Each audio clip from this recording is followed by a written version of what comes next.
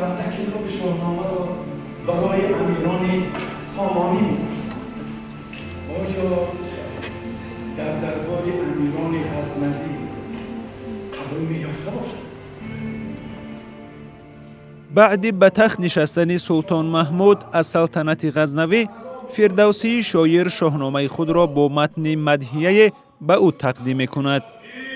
امروز گردی زبان عالمیان گشته است. آقای سابقه آشنایی داشتیم؟ نه سلطان، در اینجا شناسا شدم چون منزل نداشت و خانه بردم. چی میگوید؟ در دربار شاهنامه را نه تنها به خوبی قبول نمی کنند، بلکه فردوسی را برای توجه به دین و آیین نیاکان خود نکوهش می کنند.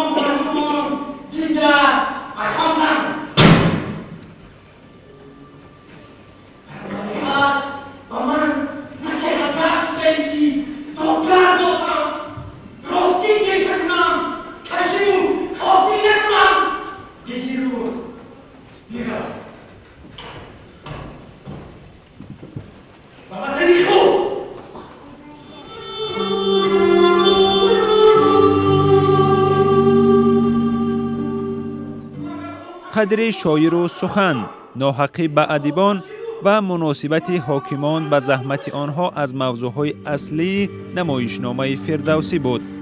کارگردان در مثال ابوالقاسم فردوسی شاعر عصر ده برخورد درباریان را به شاعرانی که از دربار دورند اما قلم بور را دارند روی صحنه آورده است. نخست نمایش فردوسی شام 10 اپریل در تئاتر دراموی به نام ابوالقاسم لاهوتی برگزار شد. نمایشنامه را کارگردان سلطان عثمانوف از روی رمان فردوسی ساتیم اولوغزاده تهیه کرده، قربانی صابر هنرمند مشهور تاجیک نقش فردوسی را آفریده است. روی صحنه آوردن اثر فردوسی بعد از 3 سال تالیف رمان را رمزی می دانند. اصلاً باید هر یک تاجیک به قدر و قیمت بزرگان خود، فرهنگ خود، آیین و رسم و یکی ما داریم به قدر این امروز باید رسیم. اصلاً برای به قدر شخصیت های بزرگ ملت خود رسیم. ما از رمان چنده لحظه های گرفتیم که لحظه های تقدیر سازه که حیاتی مثلا در حیات حکیم فردوسی بود. از اون لحظه ها ما ساختیم یک نمایشنامه. در حال تالار تئاتر پر از تماشابین نمایشنامه فردوسی بود که قبلا مسئولان از کم توجهی مردم به تئاتر شکایت می‌کردند.